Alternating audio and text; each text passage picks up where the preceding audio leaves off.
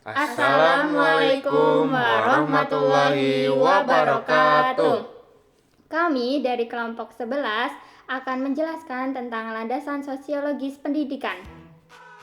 Perkenalkan, nama saya Ardi Faisna Syafika dengan NIM 2405407. Perkenalkan, saya Firdaus Musadad Asifa dengan NIM 2403225. Perkenalkan, saya Suraya Hairunisa Syarifudin dengan NIM 2406073.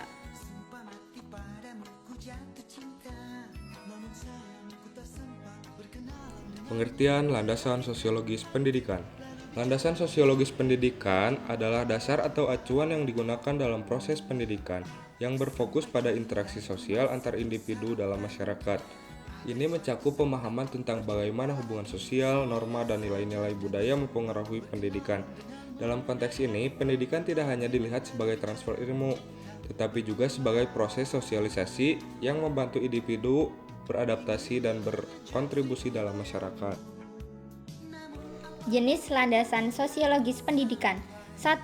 Landasan religius. Dalam hal ini, pendidikan memiliki asumsi-asumsi yang bersumber dari religi atau agama yang menjadi titik tolak dalam rangka praktik pendidikan dan studi.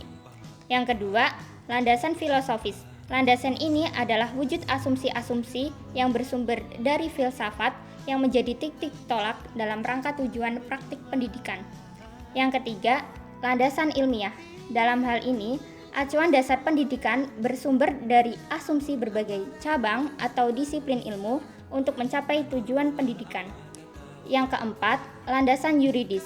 Landasan ini berfokus pada aspek asumsi yang bersumber dari peraturan perundang-undangan yang berlaku dan menjadi acuan mencapai tujuan pendidikan.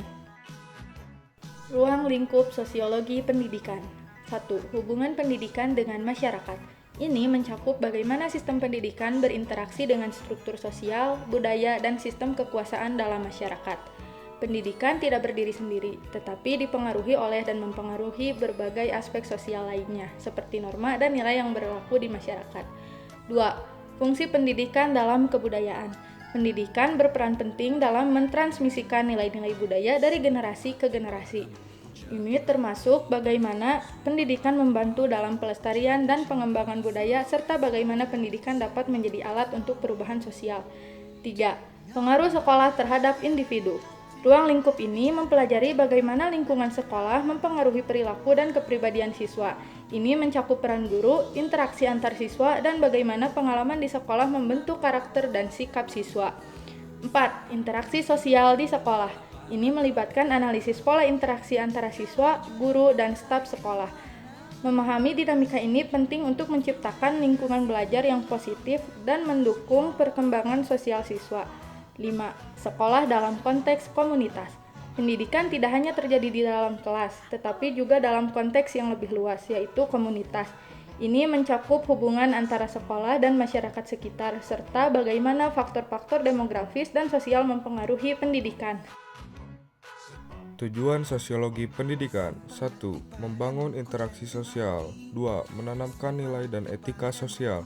3. Menyesuaikan kurikulum dengan konteks sosial. 4. Mempersiapkan anak untuk kehidupan bersosial. 5. Membangun kesadaran sosial. Fungsi landasan sosiologi pendidikan. Yang pertama ada fungsi eksplanasi.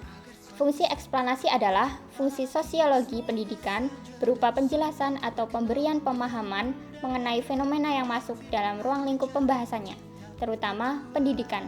Yang kedua yaitu fungsi prediksi.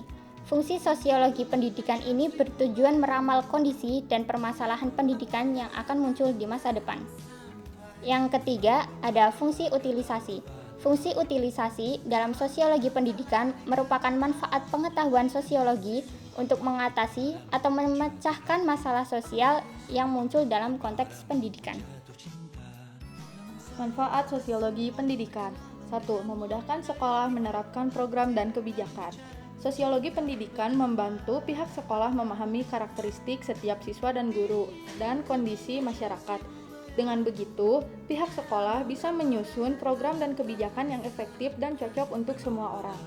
2. Membantu sekolah menggali berbagai pemikiran agar mudah diterima masyarakat. Sekolah perlu didengar dan didukung oleh masyarakat sekitar. Sosiologi pendidikan membantu sekolah memahami apa yang dipikirkan dan dibutuhkan oleh masyarakat, sehingga program-program sekolah bisa dirancang agar sesuai dan bermanfaat bagi masyarakat, bukannya malah menimbulkan masalah. Ibaratnya, sekolah bisa berbicara dalam bahasa yang sama dengan masyarakat. 3. Membantu sekolah mengembangkan pendidikan di lingkungan masyarakat. Pendidikan bukan cuma di sekolah, tapi juga di rumah, di lingkungan bermain, dan di mana saja. Sosiologi pendidikan membantu sekolah bekerja sama dengan masyarakat untuk menciptakan lingkungan belajar yang lebih luas dan menyenangkan. Misalnya dengan mengadakan kegiatan bersama atau memanfaatkan sumber daya yang ada di masyarakat. 4. Setiap individu di lingkungan pendidikan semakin sadar akan peran dan tugasnya secara sosial di masyarakat. Sosiologi pendidikan membantu kita semua, siswa, guru, orang tua, untuk menyadari bahwa kita punya peran penting dalam masyarakat. Kita diajarkan untuk peduli, bertanggung jawab, dan berkontribusi untuk kebaikan bersama.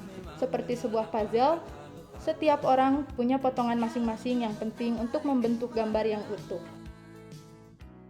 Sekian presentasi dari kami. Mentari senja telah tenggelam, hujan turun mulai terjatuh. Kami tutup presentasi dengan salam. Wassalamualaikum warahmatullahi wabarakatuh.